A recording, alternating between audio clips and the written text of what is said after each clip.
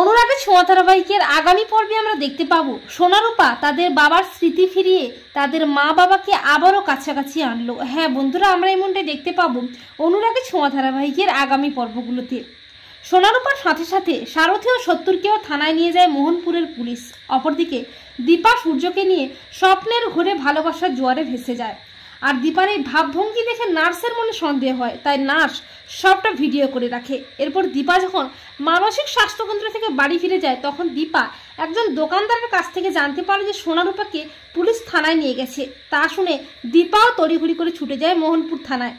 এরপর দীপা পুলিশকে অনেকভাবে বোঝানোর চেষ্টা করে যে সোনারূপাকে কেউ কিডন্যাপ করেনি, কিন্তু পুলিশ দীপার কোনো কথাই শুনতে চায় না। তখন কাকাই ও জয় এসে পুলিশকে বিজ্ঞাপনের ব্যাপারে সবটা জানায়। তখন পুলিশ সারথী ও সত্তরকে ছেড়ে দেয়।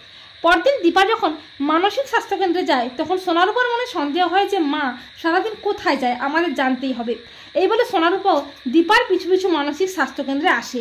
আর সেখানে এসে সূর্যকে দেখে চমকে যায়।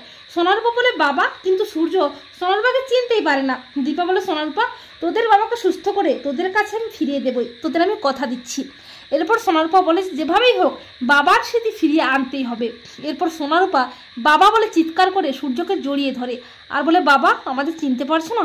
সোনা বলে বাবা, আমি তোমার সোনামা। রূপা বলে বাবা, আমি তোমার রূপা। তখন সূর্যের একটু একটু করে স্মৃতি ফিরতে থাকে।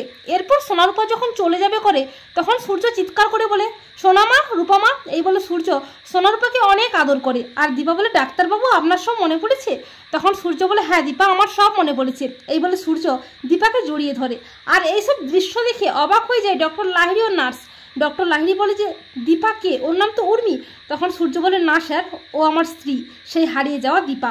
আর সোনারূপা বলে হ্যাঁ ডক্টর আঙ্কেল, বাবা একদম ঠিক বলেছে, ওরাই আমাদের বাবা মা, সূর্য দীপা। এই বলে সোনারূপা তাদের মা বাবাকে আবারও কাছাকাছি আনে। তো বন্ধুরা, তোমরা এটাই চাও তো যে সোনারূপা যেন তাদের বাবার স্মৃতি ফিরিয়ে তাদের মা বাবাকে আবারও এক করে দেয়? কমেন্ট করে জানিয়ে দাও তোমাদের মতামতটি।